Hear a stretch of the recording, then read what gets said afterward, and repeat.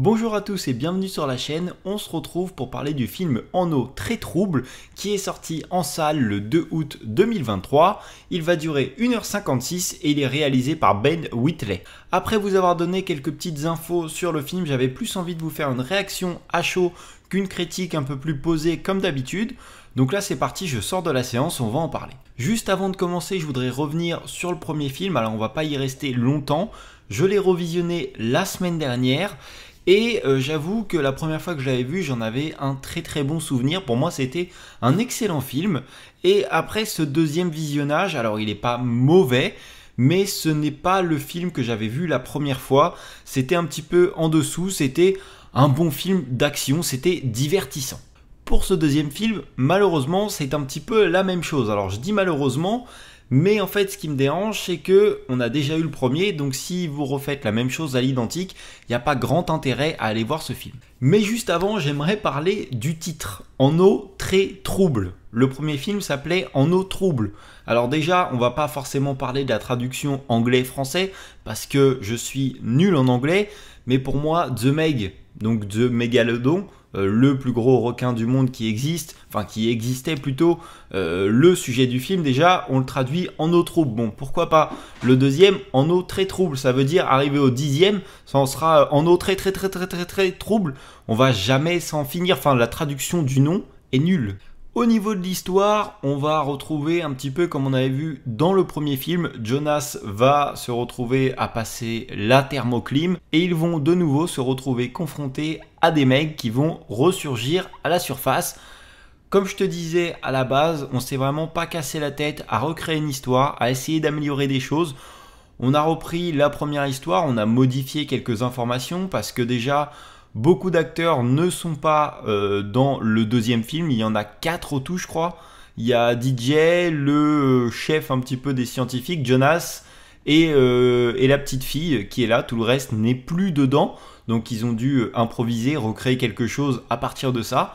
Mais honnêtement, j'ai été très déçu de l'histoire. Alors bien sûr, c'est pas le genre de film qu'on va voir pour avoir une histoire compliquée à comprendre, qui dénonce des choses, même si, comme tu pourras le voir dans ce film, on dénonce un petit peu, on dénonce les pollueurs, on va mettre en avant l'écologie, qu'il faut prendre soin de nos océans.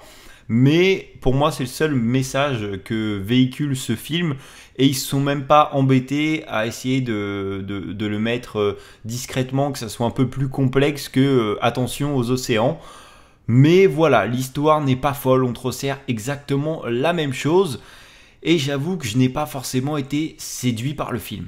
Attention, le film n'est pas mauvais en tout point, c'est un film divertissant, mais ça en reste là pour moi. Voilà, on va dire qu'il mérite la moyenne, mais on n'ira pas au-delà. C'est pas un film qui va rester dans ta mémoire à jamais. L'introduction du film va se dérouler avec une scène que tu peux retrouver dans la bande-annonce. C'est vraiment la bande-annonce telle qu'elle, où en fait tu vas voir chaque espèce, donc ça se passe il y a 65 millions d'années, et tu vas voir chaque espèce qui se fait bouffer par plus gros qu'elle, jusqu'au Meg, le mégalodon, qui est le prédateur ultime. Et justement, cette introduction est là pour te montrer que le Meg, c'est le roi des animaux. Il y a également quelques incohérences qui sont dans le film, notamment une qui m'a sauté aux yeux tout de suite. Ça se passe au début, Jonas est dans un bateau. Et bon, je vais essayer de pas te spoiler là. Jonas est dans un bateau, il est dans une cabine, il y a 2 mecs qui débarquent, il n'est pas censé être là.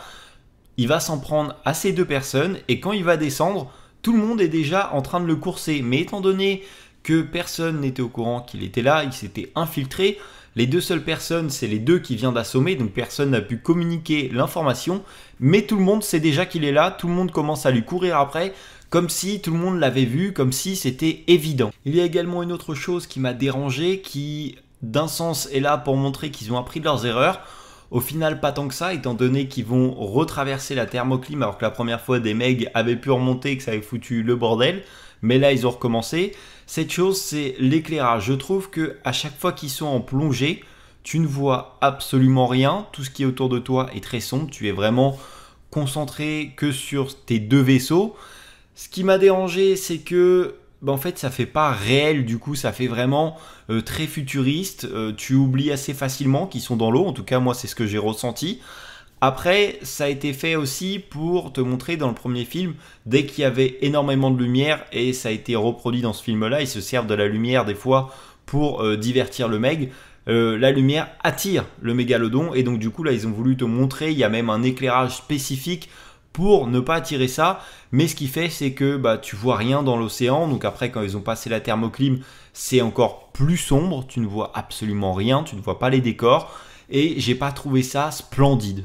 Les effets spéciaux étaient également très moyens, comme sur le premier. Comme j'ai parlé du premier tout au début, je m'en souvenais d'un film assez sympa. Et quand je l'ai visionné, je me suis dit ah ouais, en fait les effets spéciaux c'est pas ça non plus.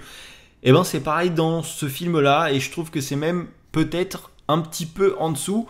Après c'est difficile de comparer, celui-ci je viens de le voir au cinéma, alors que le premier film je l'ai revu sur ma télé, c'est pas exactement pareil. Mais les effets spéciaux sont pas extraordinaires. J'ai pas trouvé les requins hyper bien faits. Alors j'ai vu pire, hein. Par exemple dans le film L'année du requin, c'est catastrophique.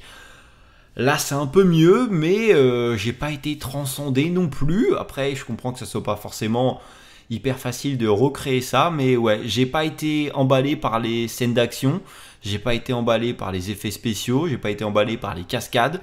Je trouve que ça apporte rien de nouveau, il y a rien de concret. Il n'y a rien d'extraordinaire en fait à voir dans ce film. Je pense que ce qui a fait vendre la suite, c'est vraiment Jason Statham qui est la tête d'affiche de ce film. D'ailleurs, c'est pour ça que tu vas voir ce film, parce qu'il n'y a rien d'autre d'intéressant. J'ai également trouvé que le film dure presque 2 heures et chaque élément du film passe hyper vite. Alors c'est peut-être qu'une impression à moi, mais j'ai l'impression qu'on s'attarde vraiment jamais sur aucun élément. Tout le début est mis en place pour te raconter ce qui s'est passé entre le premier et justement le deuxième. Tous les personnages qui ne sont plus là. On a expliqué le départ de certains, mais pas de tous. Et je trouve que justement tous ces éléments, des fois ça s'enchaîne hyper vite. On prend jamais le temps de se poser. Et à chaque fois en fait tu te retrouves, ils sont déjà partis en plongée. Tu n'as même pas eu le temps de t'installer dans tout l'univers. Alors voilà, j'ai rien de plus à dire sur ce film. Honnêtement, tu peux aller le voir, hein, c'est pas catastrophique, c'est un bon film divertissant. T'as pas forcément besoin de réfléchir, tu passes un bon moment, t'es distrait, mais il n'y a rien de plus, il n'y a rien de nouveau, c'est exactement la même histoire. Ils n'ont pas appris de leurs erreurs, un petit peu justement avec l'éclairage, etc. Ils ont essayé de développer des technologies qui leur permettent d'aller voir plus loin, mais encore une fois, c'est toujours la même chose, la thermoclim est percée, alors c'est pas de leur fait, mais c'est toujours pareil. Donc rien d'extraordinaire, et personnellement, je suis pas été ébloui par le film. Franchement, je suis un petit peu déçu. Donc voilà, c'est tout pour mon avis sur le film En eau très trouble. Si tu as vu le film, n'hésite pas à me dire en commentaire ce que tu en as pensé. N'hésite pas à t'abonner à la chaîne et à partager la vidéo. Moi, je te dis à la prochaine pour une nouvelle vidéo. Salut!